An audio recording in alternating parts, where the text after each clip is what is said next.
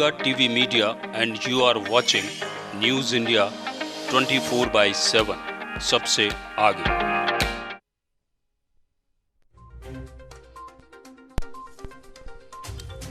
महाराष्ट्र के मुख्यमंत्री उद्धव ठाकरे ने लगवाई कोरोना वायरस की वैक्सीन। मुंबई के जेजे अस्पताल में लगवाई पहली डोज।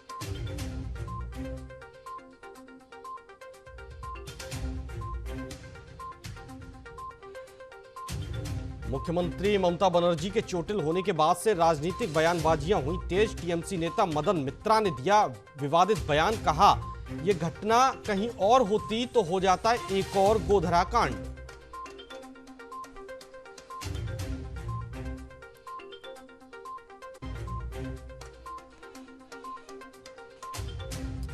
बंगाल के रण में संयुक्त किसान मोर्चा की होगी एंट्री। 12 से 14 तक बंगाल में महापंचायत का ऐलान। नंदीग्राम में 13 मार्च को होगी महापंचायत।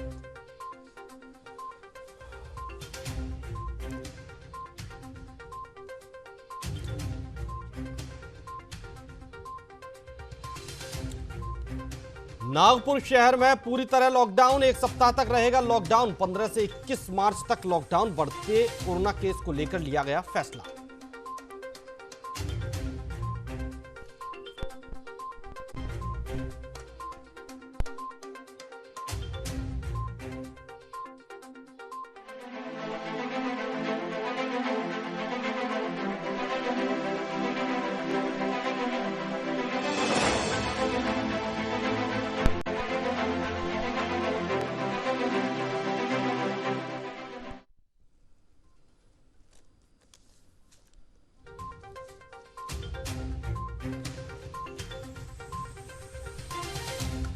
नमस्कार, आप देख रहे हैं हमारी खास पेशकश और मैं हूं आपके साथ भानु दीक्षित।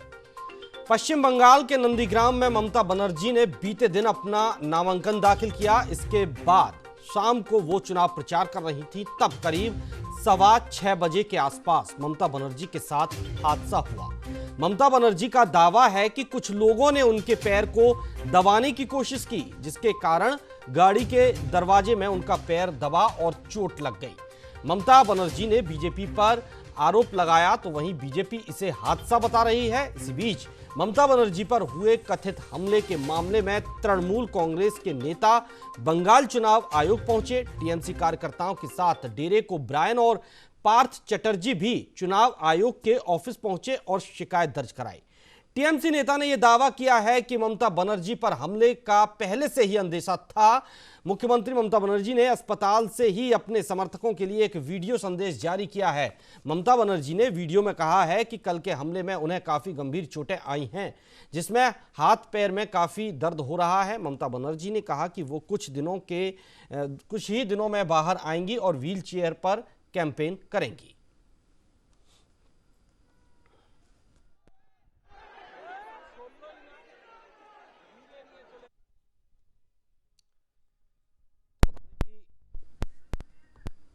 चौदह मार्च तक जो उनके कार्यक्रम थे वो भी अभी फिलहाल रद्द कर दिए गए हैं। उन्होंने शांति की अपील की है।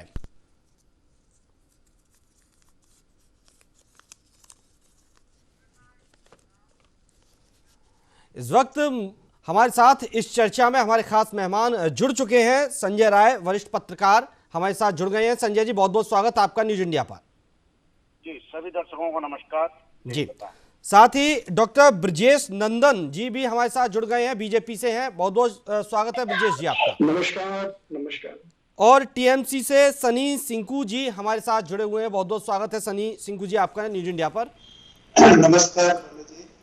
सनी सिंकू जी, पहला सवाल आप ही से बनता है कि आज जिस तरह से ममता बनर्जी पर के साथ जो भी घटना हुई है, उसे हमला कहा जाए या एक साजिश के तहत कहा जाए या दुर्घटना कहा जाए, ये फिलहाल अभी जांच का विषय है, ये हम अभी नहीं कह सकते हैं। लेकिन आप कह रहे हैं कि सीधे तौर पर बीजेपी ने यह हमला करवाया है। इससे पहले भी राजनीति का रक्त चरित्र होता आया है, तब भी एक दूसरे पर आरोप प्रत्यारोप लगते रहे हैं। लेकिन आज आप सीधे तौर पर बीजेपी पर हमला इसको बता रहे हैं, किस आधार पर आप कह रहे हैं? भानु जी, देश के अंदर में हम किसान आंदोलन को ले लें, जिस तरीके से केंद्र की सरकार के द्वारा जो किसान कानून बनाया गया जी, उसको लेकर के केंद्र की भारतीय जनता पार्टी की सरकार ने जिस तरीके से क्रूरता के साथ में किसानों के साथ पेश आई, चाहे उत्तर प्रदेश की सरकार के द्वारा या हरियाणा के सरकार के द्वारा, इससे यह सहज ही बोला जा सकता है कि भारतीय जनता पार्टी का जो स्वभाव है, जो उसका आचरण है, उसके आधार पर ममता दीदी के साथ में जो घटनाक्रम हुआ है भारतीय जनता पार्टी के द्वारा ही प्रायोजित की गई है, यह सहज ही बोला जा सकता है। तो किसानों का इससे ताल्लुकात कहाँ आ गया सनी जी? किसान, चूंकि हमारे देश के किसान जिस तरीके से किसान आंदोलन को दिशा दे रहे हैं, निश्चित तौर पर हमारे जो है बंगाल में भी मूलतः आप देखेंगे तो किसान प्रधान राज्य है। नहीं, मेरा सवाल यह है कि जो हमला हुआ है उससे किसान आंदोलन का या किसानों का क्या लेना देना है? ममता जी तो कह रही हैं कि मेरे ऊपर हमला किया गया है, कुछ लोगों ने हमला किया था। हम इसलिए भानु जी किसान आंदोलन से इस बात को जोड़ रहे हैं क्योंकि भारतीय जनता पार्टी के केंद्र की सरकार ने किसानों के साथ में जो क्रूरता के साथ आचरण किया है, व्यवहार किया है, तो इससे बोला जा सकता है कि बंगाल में जो वहां पर सत्ता में हम कैसे आए, उसके लिए यही हमारे पास एक रास्ता रह गया है। इस तरीके से इसीलिए प्रयोजन करके चलिए छोड़िए इस बात को। सनी सिंकू जी, एक बात और बताइए कि ममता बनर्जी को Z+ की सुरक्षा मिली हुई है। 18 सुरक्षा की गाड़ियां उनके आसपास चलती हैं, तकरीबन 4000 पुलिसकर्मियों से वो घिरी रहती हैं।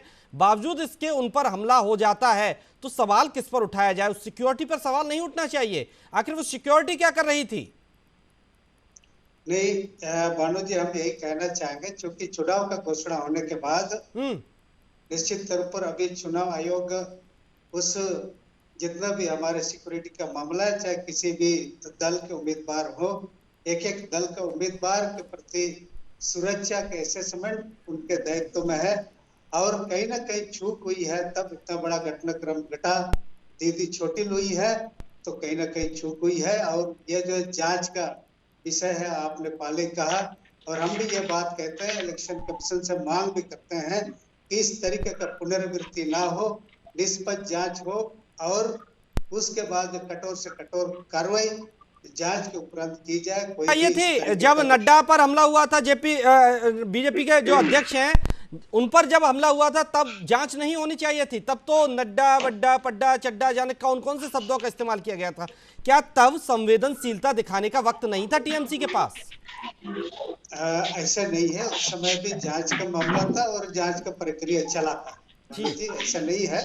और जहां तक जो है इन सब शब्दों का प्रयोग कहीं ना कहीं से हुआ है तो इस बात से इनकार नहीं है, लेकिन जो है जांच का प्रक्रिया चला, जांच हुई थी। चलिए ठीक है सनी सिंकू जी, रुकना चाहूँगा। और भी मेहमान हमारे साथ हैं, डॉक्टर ब्रजेश नंदन। जिस तरह से ममता बनर्जी पर हमला हुआ है, आरोप बीजेपी पर आ रहे हैं। इससे पहले जेपी नड्डा पर हमला हुआ था, तब आरोप टीएमसी पर आए थे। एक दूसरे पर आरोप तो लगते रहते हैं, और लेकिन संवेदनशीलता कहाँ मर जाती है ऐसे में? राजनीतिक आप पर अगर आरोप लग रहे हैं और आप कहते हैं कि ये सिर्फ एक नाटक है, पूरा ऐसे नाटक अगर बीजेपी करार दे रही है, तो क्या सिर्फ इसलिए कि ममता बनर्जी सिर्फ एक विपक्ष का चेहरा है?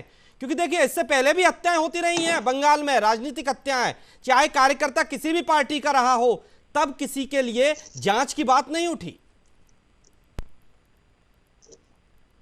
सबसे पहले तो मैं रामचरितमानस की एक चौपाई जो है वो बोलना चाहूंगा कि जाको प्रभु दारुण दुख दे ही ताकि मति पहले हर ले, और जहां सुमित तहां संपत्ति नाना, जहां कुमत तहां विपत्ति निधान। तो ये जो प्रोपेगेंडा दीदी ने किया है, ये उनकी कुमति का परिचायक है।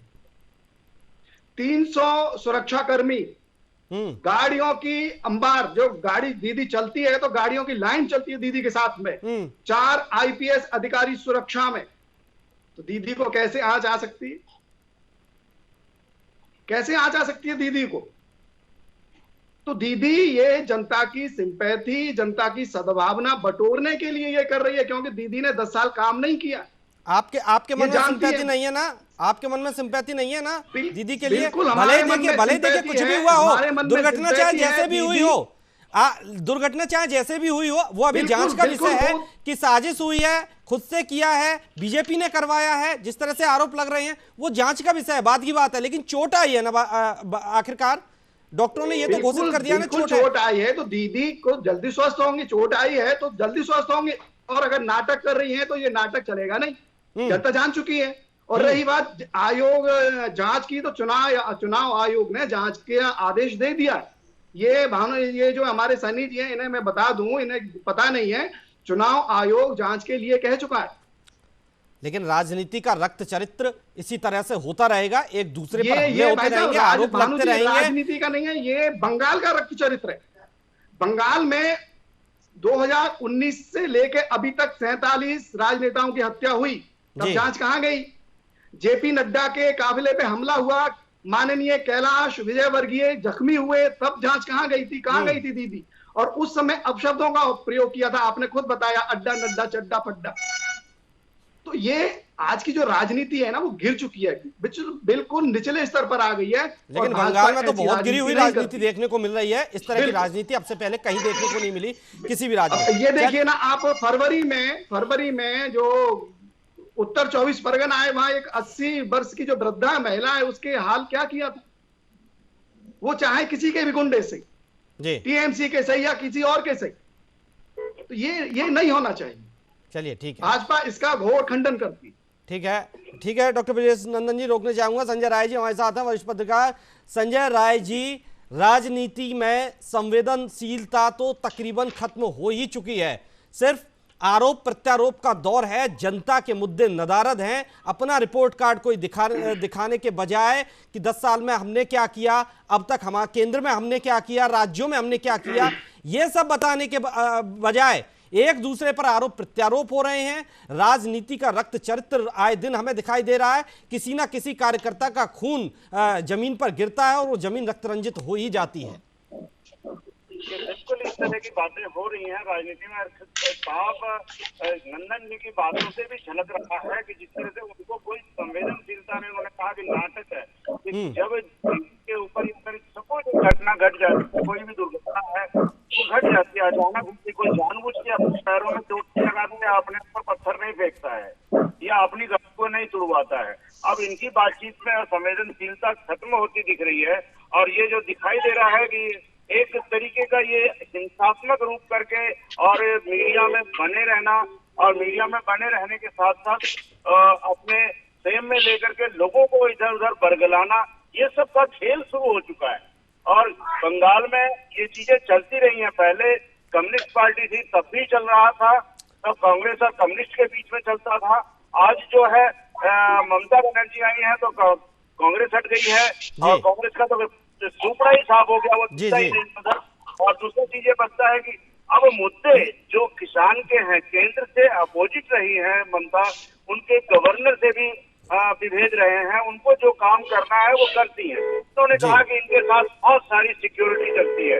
इतनी सिक्योरिटी तो नड्डा साहब के साथ भी चलती है, विजयवर्गीय के भी साथ चलती है, सबके साथ चलती है। उसके बावजूद उनकी गाड़ी पर हमला उन्हीं की गाड़ी पर कैसे हो जाता है, सवाल वहां पर भी आता है। बिल्कुल बिल्कुल दोनों मिलेगी। नंदन जी के बातों से ये दिखता है कि इनके बीच में, इनके बातों में और इनकी पार्टी के बीच में आदमी का मरना, आदमी को चोट लगना या किसी भी चीज को, इनकी संवेदनशीलता खत्म हो गई है। अगर संवेदनशील तो दिल्ली के आसपास जो किसान बैठे हैं और किसानों के साथ जो ठंड में बैठे हैं, इन लोगों ने किस तरीके से कार्य किया दिल्ली के अंदर और किसानों के ऊपर अत्याचार किए, किसान के ऊपर एकदम चिंता ही खत्म हुई है ना इसी वजह से। लेकिन सब चीजें भारतीय जनता पार्टी का एक चरित्र है। संजय जी, यहाँ पर एक सवाल ये भी उठता है कि जब कार्यकर्ताओं की हत्या हो रही थी तब कोई इतनी जल्दी जांच नहीं होती है जितनी जल्दी आज एक्शन ले लिया जाता है। क्या उनकी जान कोई मायने नहीं रखती? कार्यकर्ताओं की जांच के बाद देखिए, हमने पहले भी आपके साथ एक डिबेट में हमने इस चीज को कहा भानु जी कि जांच जो भी होता है, किसी की भी जान जाती हो, जान अमूल्य है, उसकी जांच होनी चाहिए। जांच पहले तो जान जाए ही ना, पहले तो जान जाए ही ना कोई भी चीज इस तरह की घटनाएं घटे। हाँ, हिंसा हो रही है, क्यों हो रही है? अगर इनको वहां पर ही इनके पैरों को दबाया गया दरवाजे के बीच में, हो सकता है कि सिक्योरिटी वाला भी कोई इस तरीके का हो या जिसने उनके नुकसान पहुंचाने की कोशिश की है। जिस तरह की तस्वीरें आज आई हैं कि वो मल्टीपल फ्रैक्चर है उनके पैरों में, और इसी तरीके की चोट नड्डा साहब के गाड़ी के ऊपर जब हुआ था, तो जब इन्होंने विजयवर्गीय के ऊपर हुई थी, तब उस समय तो लोगों ने जो बात की उसकी भी मैंने खुद ने निंदा की आपके चैनल पर ही बैठकर। जी जी जी। और मैंने उस समय कहा है भाई चोट किसी को नहीं लगनी चाहिए, हिंसा किसी को नहीं होनी चाहिए, लेकिन लोग नहीं मान रहे हैं और इस चीज को आगे बढ़ाए जा रहे हैं। सोचते हैं कि चुनाव कैंसिल हो जाएगा या इसका हम फायदा ले लेंगे। ये चीजें गलत है और इन सब चीजों को नहीं होना चाहिए। और हम अपने चैनल के माध्यम से भी, आपके माध्यम से भी, ये दर्शकों से भी कहते हैं और बंगाल की जनता से भी कहते हैं कि हिंसा ना हो, जो कार्य है उनको कार्यों को बताएं, उनको इधर उधर उलझाए नहीं। भारतीय जनता पार्टी ने कोई कार्य बंगाल के लिए नहीं दिया, कोई विशेष नहीं दी, और जिसका खामियाजा हिंसात्मक और इन लोगों को बातों को मोड़ करके करना चाह रहे हैं। चलिए संजय राय जी, माफ कीजिएगा सनी सिंकू जी, जिस तरह से अब हमला हुआ है और आप आरोप लगा रहे हैं कि बीजेपी ने यह हमला करवाया है, अब आगे ममता दीदी एक संदेश देती हैं कि शांति बनाए रखिए। इस संदेश में क्या कुछ छिपा हुआ है? शांति बनाए रखने के लिए क्या हिंसा भड़कने की उम्मीद पहले से ही है? ऐसा नहीं है। निश्चित तौर पर ममता दीदी जनप्रिय है, लोकप्रिय है।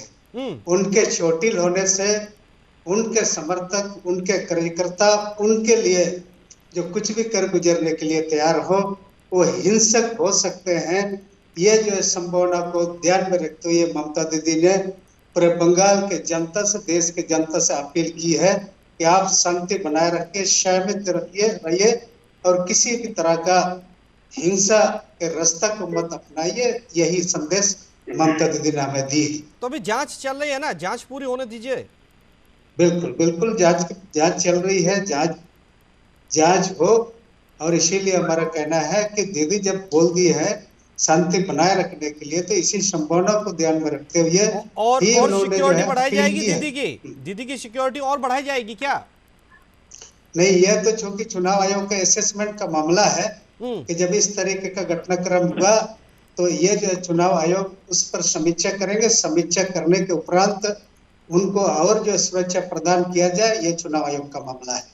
चलिए ठीक है। डॉक्टर ब्रजेश नंदन जी, आपकी पार्टी कह रही है कि ये सब पूरा नाटक है, सहानुभूति बटोरने के लिए ममता दीदी ने ऐसा करवाया है। तो कहा तो यह भी जा सकता है कि जेपी नड्डा और विजयवर्गीय ने भी ऐसा ही करवाया था लोगों की सहानुभूति बटोरने के लिए जब उनका दौरा हुआ था। बिल्कुल बिल्कुल, मैं आपकी बात का जवाब देना चाहूंगा कि अगर जेपी नड्डा ने भी सहानुभूति बटोरने के लिए हमला करवाया गया था और दीदी ने भी सहानुभूति बटोरने के लिए हमला करवाया है, तो दीदी के साथ में कैमरामैन चल रहे थे चुनाव आयोग के, उन्होंने जो वीडियोग्राफी किया है उसे सार्वजनिक क्यों नहीं किया जा रहा है? उसे सार्वजनिक करिए, दूध का दूध पानी का पानी हो जाएगा। और रही बात ये संजय साहब, जैसे संजय जी बैठे हुए हैं, राजनीतिक विश्लेषक हैं या पत्रकार हैं, पहले मैं इन्हें बता दूंगा किसी पार्टी को ज्वाइन कर लें, उसका प्रवक्ता बन जाए उस पर, क्योंकि इस तरह के अनर्गल आरोप ये भाजपा पे लगा रहे हैं कि बंगाल के लिए कुछ नहीं किया। इन्हें बता दूं मैं कि 90,000 कनेक्शन दिए गए हैं, 7 लाख लोगों के घर में। सुनिए पहले सुनने की आदत डालिए। ये कैसे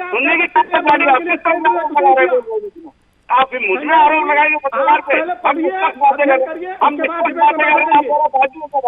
आपने जितने अपराधी थे पार्टी में शामिल कर दिया, सारे अपराधियों को जो शारदा घोटाले में शामिल थे उनको, जिनके घर में घर नहीं, जिन्हें घर नहीं है उन्हें पक्के मकान दिए गए हैं प्रधानमंत्री आवास योजना के अंतर्गत। आप कैसे कह सकते हैं? बताइए ना, कैसे कह सकते हैं आप ऐसे? और रही किसान की बात, तो ये किसान नहीं बैठाए आंदोलन करने के लिए दिल्ली के बॉर्डर पे। ये सारे के सारे दलाल बैठे हुए हैं, देश के गद्दार बैठे हुए हैं। अगर किसान होता है तो वो ये नहीं कहता खालिस्तान जिंदाबाद। 32 साल से पत्रकारिता कर रहे हैं। चलिए देखिए, ऐसे किसी की बात समझ नहीं आएगी, किसी की बात सुनाई नहीं देगी। ठीक है संजय जी, रोकूंगा मैं। इस तरह की बात डॉक्टर ब्रजेश नंदन जी रोकूंगा मैं आपको यहाँ पर। मसला है इस समय जो डिबेट है वो ममता दीदी की चोट के ऊपर है, किसान के ऊपर। डॉक्टर ब्रजेश नंदन जी, टीएमसी तो ये भी आरोप लगा रही है कि बीजेपी अब डरने लगी है ममता दी की पॉपुलैरिटी से, क्योंकि ममता का बहुत अच्छा वर्चस्व है बंगाल में, इससे डर रही है, इसलिए ये हमला करवाया बीजेपी ने। भानु जी, मैं ये जानना चाह रहा हूं, जो आपके चैनल पर प्रवक्ता बैठे हुए हैं सनी जी, इनसे जानना चाह रहा हूं कि 10 साल में ममता दीदी ने कौन सा विकास किया, कौन सा उद्योग लगवाया, कितने गरीबों को घर दिए, कितने किसानों को रोजगार, कितने किसानों का कर्ज माफ किया, ये बताएं मुझे। सनी जी, ममता दीदी ने जो 10 साल में विकास का कर्ज की है, द्वारे कार्यक्रम के माध्यम से रिपोर्ट कार्ड जो है घर में पहुंचाई है, यह कार्यक्रम बकायदा चला है। नहीं, रिपोर्ट कार्ड वोटर के घर पहुंचा दिया है, बताने के लिए कुछ नहीं है, वोटर के घर रिपोर्ट कार्ड पहुंचा दिया है। उस रिपोर्ट कार्ड में आज आप भी जो है गूगल में सर्च करके देख सकते हैं। अरे गूगल आपके लिए, मेरे लिए नहीं है। हमने कहा कि बंगाल, मैं उंगलियों पे रखता हूँ सारी चीजें। बंगाल के जनता के लिए हमने कहा कि रिपोर्ट कार्ड में जो है 10 साल में जो विकास का कार्यक्रम चला है उसको जो है उस कार्ड के माध्यम से बताया गया और जनता ने भी सराहा और जनता ने भी स्वीकारा और उसी के आधार पर आज जो है बंगाल में हम चुनाव पर उतरे हैं। और इसीलिए जहां कहीं भी आज ममता दीदी का कार्यक्रम चल रहा हो तो जनता स्वस्फूर्त उनके कार्यक्रम के सूचना मात्र से एकत्रित हो रहे हैं। यही जो है उनका विकास के कार्यक्रम का एक उदाहरण। बिल्कुल बिल्कुल, तभी तो 5 साल और मांग रही है जनता से कि विकास करूंगी अपनी 5 साल। पिछले 10 साल मैंने रक्त चरित्र खेला है, एक विशेष धर्म को तुष्टीकरण के अंतर्गत दबाया गया है। अब के मैं सबके साथ विकास करूंगी, तो अब के ममता दीदी नहीं आएंगी। एक कहावत मुझे यहाँ याद आ रही है, खिसियानी बिल्ली खंभा नोचे। तो दीदी की कार खंभे से जाकर टकरा गई और आरोप लगा दिया भाजपा पे कि भाजपा के 5 कार्यकर्ता आ गई। 5 कार्यकर्ता अगर आ जाते तो एक भी नहीं पकड़ा गया 5 में से। अरे एक तो हाथ आ जाता। चलिए मैं आपको रोकूंगा, वक्त की कमी है मेरे पास। डॉक्टर संजय राय जी, जिस तरह से एक बयान भी बहुत तेजी से वायरल हो रहा है इस वक्त, ये कहा गया था बीजेपी की तरफ से कि 5 फरवरी के बाद खेला शुरू होगा असली, उसका क्या मतलब माना जाए? किस तरीके से इनके बात करने का तरीका है, 5 तारीख के बाद, माफ कीजिएगा जी, ये कितनी उत्तेजना है इनकी बातों में भी। भारतीय जनता पार्टी की इतनी इसको हम लोग फॉलो भी